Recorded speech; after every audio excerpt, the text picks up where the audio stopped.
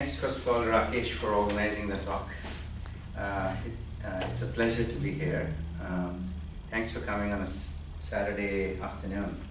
I'm Shail Kumar. I'm the founder of and president of Nalanda 2.0 and the author of this book, which is basically the foundation for Nalanda 2.0. I have a lot of slides, so hold your questions till the end. And I'm here available till 4:30, so we have plenty of time for interactions. And if you're interested, like Rakesh is saying, that you are actually really interested in this topic, we can continue the conversation beyond this meeting, beyond this session.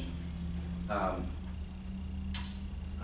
have basically put the presentation in sort of three categories. One is the global and Indian context. Second is opportunities and challenges facing India's higher education system. And third is essentially the solutions framework and action plan. So that's really the three sort of broad sections of this presentation. So Rio Tinto is one of the largest mining companies in the world. And it has got a very ambitious plan to automate its mining operations. So by 2019, it expects to have 30% of its 500 fleet trucks to be automated, fully driverless. It is seeing amazing top line and bottom line impact as a result of this transformation. It can run trucks 24/7, as you would expect, and has very little exposure, in fact, no exposure on safety issues or issues that come with human operations like pension liabilities or sickness or so on and so forth. So it's a win-win for Rio Tinto, clearly, from the top line, bottom line, shareholder value. But if you're part of the drivers who were in the fleet or hoping to be part of the fleet, you were negatively impacted. If you're part of the automation team or the software solution team, or now the group that is centrally managing this driverless car operation from a remote location, you're positively impacted. Closer to home, in fact, literally at home, I actually attempted to make dosas after ages. So this is version 1.0. It's a pretty disappointing version. Then I tried improved. The second one was an ego boosting outcome. Am I going to make version 3.0 or 5.0? Unlikely, because I'm an owner of ProteinMatic. And it makes rotis really well. It has the same consistent shape, size, and thickness. We love it. In fact, a few months back, we got an email update from the company saying that now if you update the app, you can make puris. Now I'm waiting for the day when they send an update on dosas as well. By the way, there is a Dosamatic. These are two mere examples of sort of tectonic scale forces that are transforming the world. This is actually a literal tectonic scale picture. But the world we live in, depending on where you sit, what your perspective is, it can be actually very exciting because you're part of this transformation that's happening. You're actually on the frontiers of this transformation, or you're distressed because you're going to be negatively impacted by this. Irrespective of which position or which version of this two extreme emotions or feelings you feel, we are living in a world that's changing really, really fast. Some of these points, and there's 7 tectonic plates, so I stopped at 7 points, but this is not an exhaustive list, but we are in a hyper-connected world. The rising aspirational people around the world and nations is definitely driving change. A person who works in a house in Meerut wants to be part of Hollywood. Not Bollywood, part of Hollywood, right? We are, as a result of all these changes, are in a very hyper-competitive global economy. Wealth creation is changing, income distribution is changing. Some nations, there's aging population. India is a very young nation. All of that is creating tremendous demands for resources, food, water, clean air, all the other resources. And there's tremendous scarcity of resources. And then there's acceleration of innovation that we're all part of in Silicon Valley or the ecosystem we're in. That is going to change, that is changing the world. And if you lay over other things like climate change and urban migration and geopolitics, it's a really transformative world. Now, automation is going to change the future of industries, work, and skills required in this transforming world. This is a very exciting study or insightful study done by McKinsey Global Institute, which looks at this particular question. That almost half of the work activities globally have the potential to be automated using current technology. Emphasis on current technology. Technology is changing. While they estimated last year that less than 5% can be completely automated, the percentage of 60% have at least 30% of automatable activities. Very significant. Now, what this means to our discussion is that more than ever before, we are in a world where primary and secondary education will be necessary but insufficient for future. Higher education is going to be a critical foundation for productive lives and careers, not just in India, around the world. And coming to India's context, we are a young nation of 1.3 billion people. 50% are below the age of 25, 75% are below the age of 40. Preparing these young men and women for their lives and careers is India's defining challenge and opportunity of the 21st century.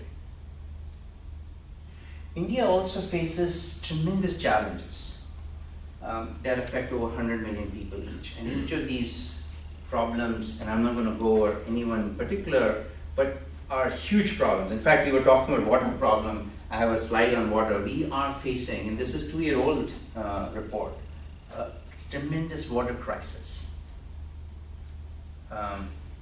due to a variety of factors. People are dying because you need it, but you don't get it, therefore you're willing to stand in the sun starting 4 o'clock and spend 10 hours waiting for water. It is a severe problem. So Asit Biswas, who is actually an IIT Kharagpur alumnus and one of the leading experts in the world on water, made a very grim assessment of India's water challenge or water crisis, saying that if we don't change our current ways, we will face by 2030 an unprecedented crisis. 2030 is not that far. This was made a few years back. I don't think India has changed anything dramatically on its policy. So if you think again on Indian context, we have a very young population. We are in a world that requires a different sort of framework of thinking about preparation for future, for lives and careers. We have tons of problems to solve. So we have this huge opportunity and challenge. And I'll make 3 big points, which I make in the book. A lot of what I say today is in the book. So if you're interested in delving deeper, I encourage you to read the book. That higher education is the nerve center for the society and nation, any society and nation. India's higher education system is in crisis, and it needs urgent and comprehensive reforms. So I'll take each point one by one. Is the nerve center. Now it prepares, now we're talking about a vibrant higher education system. A world-class higher education system prepares next generation of professionals and leaders across the sectors. Teachers who teach in K through 12, faculty members who teach in colleges and universities, professionals in all sectors of the society, and government officials, employees in all fields. So it has a tremendous impact on the society. A vibrant system also solves problems that matter. Across from Stanford, across the bay at UC Berkeley, you may have heard of Professor Arthur Rosenfeld. He was a physics professor. He was also a researcher at Lawrence Berkeley National Labs. He dedicated his expertise on solving the energy issues of California, and the work he did is estimated to have contributed to California using 30% less energy per capita than the rest of the United States. And that work is saving $100 billion per year. amazing scale of impact by a group of researchers at a university. Now, of course, he had a lot of graduate students, postdocs, students working with him, but it's this incredible leadership impact that a faculty member at a university like Berkeley makes. And he's just one example of that. A vibrant higher education institution also spurs research, innovation, startups.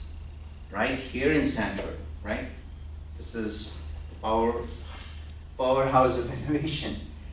In 2015, it raised $1.3 billion in research funding, approximately $110 million in licensing revenue. And the startups offered by its faculty, students, and alumni alone generated $2.7 trillion in annual revenues. An incredible impact.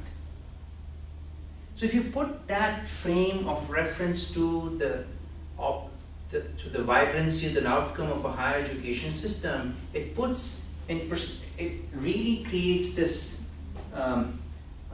narrative that in fact higher education system is the nerve center for all the reasons I just shared.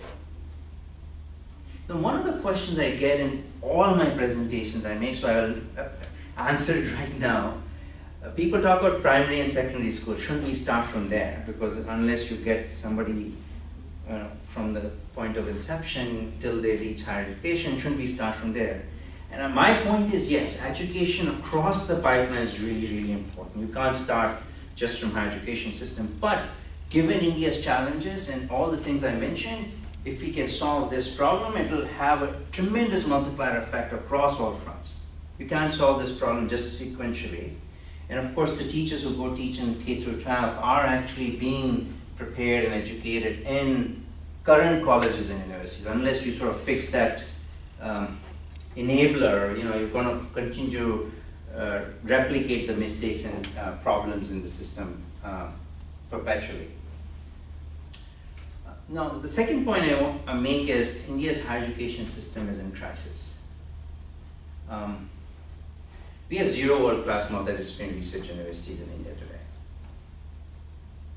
When I say world-class multidisciplinary, I'm talking institutions that are comprehensive like Stanford or MIT or UC Berkeley and so on and so forth. We just have one university in top 500 global rankings. That was IIC Bangalore. These are Shanghai rankings. In fact, if you look at that metric, US leads that on that metric with 135 universities in top 500. China has really ramped up on that front for the last 2 decades and has 45 universities in top 100. South Korea, which got its independence after India and was one of the poorest nations, even poorer than India in 1950s, now has 12. Singapore, which is a fraction of India's size, has 2, and we have 1. Now, a number of us in this room are from IITs and other institutions, but if you look at these premium institutions of IITs, IIMs, and AIMS, they contribute less than 0.2% of the total students enrolled in the entire higher education system in India.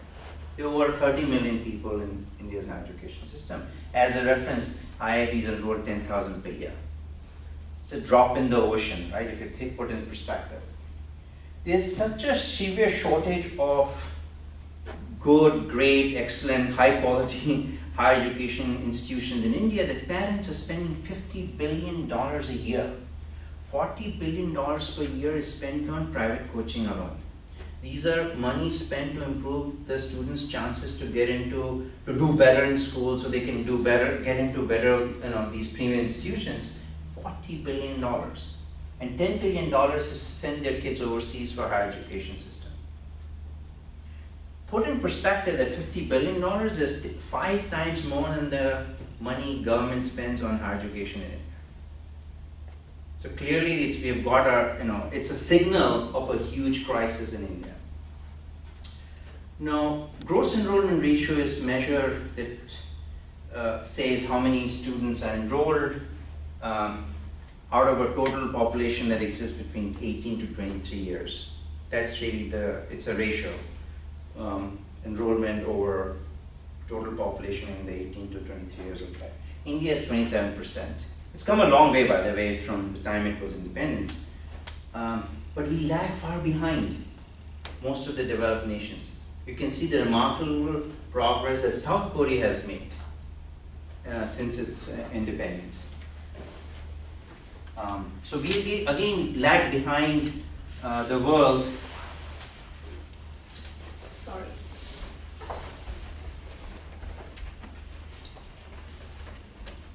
And enrolling these students. And as I said earlier, when I was framing the global and Indian context, more than ever before, higher education is going to be the critical foundation for productive life and career. So we have a long ways to go in the numbers itself. Now, even those who are enrolled have a grim future. 75 to 90% of those coming out of India's colleges are considered unemployable by the industry. As a result, industry is investing 6 to 12 months in training these recent graduates for productive work.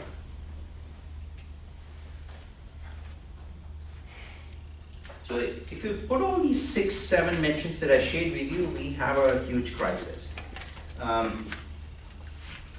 So I think most of us are engineers here. Is that a fair assessment? No? No? Okay. Most, actually, from what I gather from the initial discussions, engineer gets a problem, must solve the problem, right? You know, so what's the solution? How do we go forward from here? So, and how do we address this crisis? The good news is India is a land of revolutions. You've probably heard all of these revolutions, the Green Revolution, the Milk Revolution. At the gunpoint of foreign exchange crisis, we had the 1991 economic liberalization. I'm here to tell you we have a crisis in India's higher education system, so we should have a great revolution. It is really about an urgent and comprehensive reforms. We have been tinkering, and I've been following India's higher education system pretty much since I joined IIT Kharagpur. And we have been, for the last 30, 40 years, we're basically tinkering around the edges in terms of making improvements. You know, exams are really tough, let's make the exam easier. Let's lower the threshold here. You know, those sort of half thought through reactions to a problem that we face. And we can talk about more on these in the Q&A. I will just run through those 5 big ideas that I believe will change the higher education system in India. And again, we can talk in details later. We really need we need to establish 100 world-class multidisciplinary research universities. Half of them would have to be new initiatives, and half of them could be transforming existing institutions to making them world-class and multidisciplinary research universities. California in 1960s established a master plan which consists of basically community colleges, the state university system, San Jose State, Cal Poly, and the UC system. It was a masterstroke in higher education landscape, so much so that all states in the US have adopted that model in one form or other. We need to, from a state level, because it's a concurrent subject, both central government in India and the state government in India have influence on the higher education system policies. We need to think about developing California-like master plan for each of the states that essentially provides 100% access to excellent higher education to all its citizens. We need to eliminate British Raj rules and regulations mindset. We are still running, I'm going to restrict my discussions to higher education, running the country with that colonial mindset. Shackling rules and regulations, highly controlled and centralized decision making. Imagine Stanford faculty being told by somebody sitting in DC what curriculum they should run or how should they teach. Doesn't make sense, won't work. That's not what makes Stanford a premier research university. There's more to this, but that's really the gist. Given the scale and scope of the challenge that India is facing, we have to leverage the technology and massive open online course and similar innovation that might happen to really provide an incredible opportunity for the youth at the speed which we really need to deliver it at, and the level of excellence. Ultimately, what makes Stanford or Berkeley or MIT world class is actually its faculty members. Since I have been working with Rakesh for a long time, I know he was attracted to Stanford in parts by the advisor he was going to work with.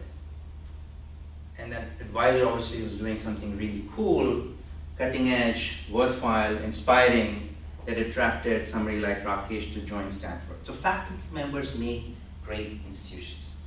Everything else happens then around it. We have to change the way we think about faculty compensation, incentives, and accountability system in India as a strategy, as a policy. Because all government institutions, when you talk about IITs, IIMs, and I pick the number, pick the kind of university, we still run them as government institutions in terms of incentives and accountability system. That's not a recipe for excellence or impact. That's a recipe for bureaucratic responses to problems and challenges. So question I asked was, what can I do about this problem? Because as I mentioned briefly earlier, is since my IIT days, I was the seed of that we could do better was with me. So I graduated in '87 from IIT Kharagpur. After 1991, I came to the Valley, got my first job after my MBA, and I was actively volunteered for the IIT Kharagpur Alumni Network as my initial response to doing something about it. Ended up doing a lot of volunteering, became the president of IIT Foundation. In IIT Foundation, we raised a lot of money to give back to IIT Kharagpur, which did good work, but I felt we couldn't really address the central issues that I've been talking about in terms of research or academic excellence. So I thought maybe if alumni of all IITs got together, maybe we had better leverage back in influencing change. So I was one of the co-founders of the Pan IIT alumni movement, which is now a large organization. 2005, 2006 timeframe, I sort of was reflecting on my next 30 years, and I realized that I'm deeply passionate about India and deeply passionate about higher education. I was not ready to so my answer to that passion was to leave corporate career. So I left my role as Senior Director of Corporate Strategic Planning at Lam Research, which is a semiconductor equipment manufacturing company.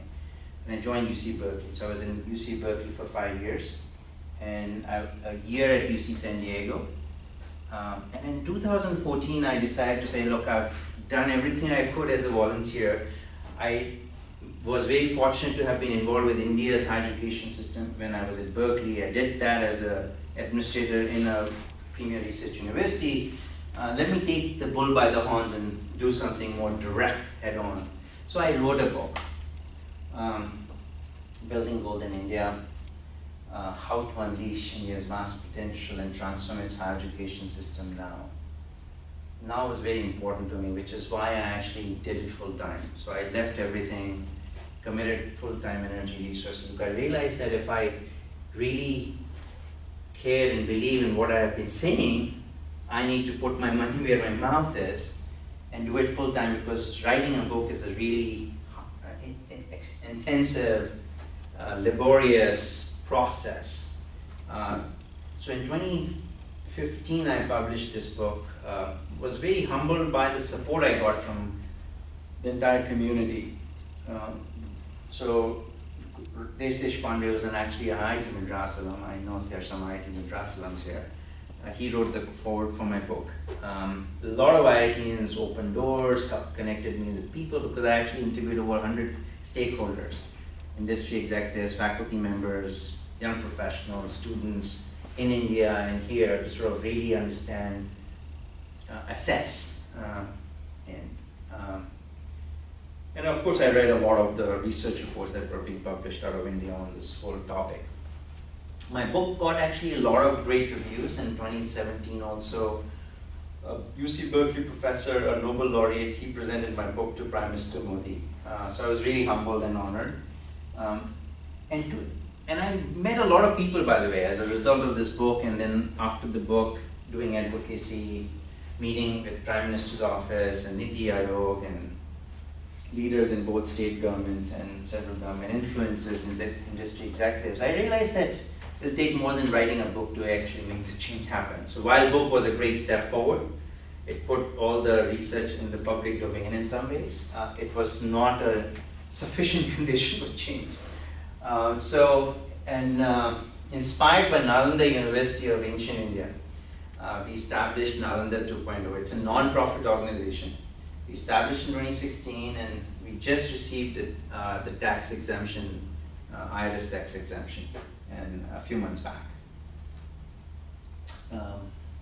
We have an exceptional team consisting of board of directors, an advisory board, and a growing team of volunteers. Rakesh is one of the volunteers. Collectively, we have experiences, insights from world-class research universities like Stanford and Berkeley and UC San Diego and Princeton, UPenn and Johns Hopkins and IITs and IIMs. So we collectively have this incredible experiences, insights into this mission. Besides me, Arjun Malhotra, who is the co-founder of HCL, and Krishna Saraswat, a faculty member at Stanford, they are on the board. Sudhir Jain is IIT Gandhinagar director. Devesh Kapoor is currently he's at UPenn. Paul Raj, some of you may know, he's a professor at Stanford. He's one of the few people who have won the Marconi Award and the Alexander Graham Bell Award. So and he was just inducted in the National Inventors Hall of Fame. Exceptional person. And we have some non-NGO leaders on our advisory council. And I would say we have over 20 to 30 additional volunteers, both in US and around the world.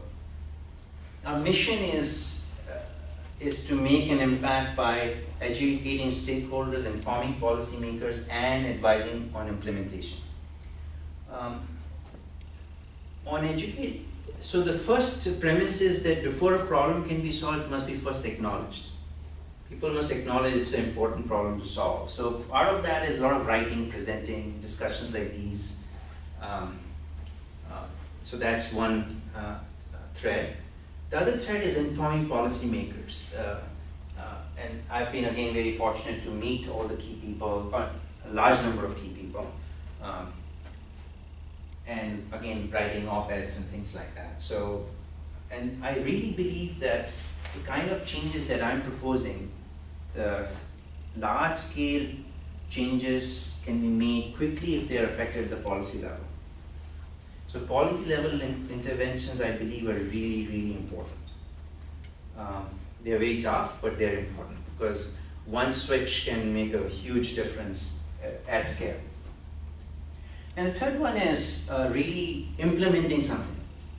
Can we do something now that will be a game-changing catalyst for India, in India? So we just announced the Building the University of the Future in India initiative. By the way, we are also engaged at an early stage with a couple of states in terms of figuring out how we can help a particular state move its higher education system forward. It's not at a stage where I can share details, but we are having some early discussions. So this initiative, we have established a separate global advisory board, and our goal is to have a master plan for building this university by March of next year. It's a pretty aggressive goal, by the way, given what the complexity and the scale of what we're trying to do. But that's really exciting. And just to give you a little bit more about this university, so if you remember one of the previous slides, I said a vibrant higher education system needs to prepare the next generation of professionals and leaders. It needs to solve problems that matter. It needs to spur the research, innovation, and startup ecosystem. We want to build a university that does all that. Again, what can we learn from our own history? Nalanda was in fact the center of higher learning for the world 1400 years back. Some of the lessons that in fact there's a chapter on Nalanda in my book, some of the lessons we can learn from Nalanda of ancient India are still relevant and applicable in the 21st century. Of course, we are inspired by Stanford of the 21st century. It is in fact one of the models by which we're sort of thinking about what the scale and impact, not necessarily copying exact, because it's difficult to copy exact what Stanford has done over 100 plus years, but the scale and scope of impact that Stanford is making is definitely worth aspiring for. And we want to make sure we are connected with where the future is going. And in fact, that's the exciting part of building this university, because we don't have any legacy issues, because we can start from scratch. We have no legacy matters. Knowing where the world is headed is a really important way to sort of what, in that future world, what sort of university will be most relevant and impactful for the students, for the industry, for the society and the nation. We have this unique opportunity. That's really exciting. And of course, we want to make sure we are doing this in the context of India's mega challenges. It can't be university for, it has to be university of the future in India, definitely working for Indian stakeholders. Of course, a lot of the issues are global. Water problem affects everybody, so does climate change. So our ability to have a positive impact on any of these fields has a will also address problems that are happening around the world. So we're not saying make just insular university just for India, but it's connected across the spectrum. We have the exceptional advisory board. It's amazing how I would have not anticipated this group of people coming together. And most of these people I actually didn't know before this journey started. I won't have the time to go over this list, but some names you may recognize. We have faculty members from top tier universities in the US. We have leaders from Indian industry. Dr. Karputkar was the chairman of IIT Bombay. He also wrote the Anil Karputkar report on reforming IITs. He was the chairman of the Atomic Energy Commission in India. So people like that. Montek Singh Aluwale was the deputy chairman of the Planning Commission, and so on and so forth. So we have a mix of entrepreneurs, mix of industry executives, faculty members, and people from research. So it's a very exciting group. For the longest time, we had a tough time attracting women. Finally got two. And it's not by choice. I would love to have more women leaders represented on the advisory board, and something we're consciously looking to change. But we at least have overtaken the percentage of women in IIT, so I think we are at 10%. So what can you do about it? So this is what we are doing. I mean, you so far have heard the global context, the Indian context, the opportunities and challenges facing Indian higher education system, what Nalanda, the book and the Nalanda is about. What can you do about it? I think Rakesh wanted me to specifically talk about it, given your level of interest in this topic. There are three ways, and there you can do one or more. Basically, we are at a stage, I feel, where we are ready to accelerate and amplify our impact.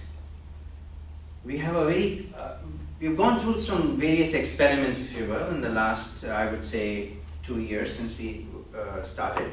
I feel there's a clarity of vision, the clarity of vision and strategy, and how we're going to make an impact. And we have a team that is very capable of making that impact. So I feel we have a vision, strategy, and roadmap. So now we're looking to obviously raise funds so we can do things, because money is required to to hire, pay salaries, expenses, marketing, all that stuff, like any organization does. But if depending on your level of interest, you can follow us on Facebook and Twitter is to spread the word. You can contribute your time. Rakesh is one of the most active volunteers in Nalanda 2.0. And he has been active for a very long time. You can contribute your time. You can make a generous donation. There's a link. So those are three ways I think you can make a contribution to Nalanda 2.0.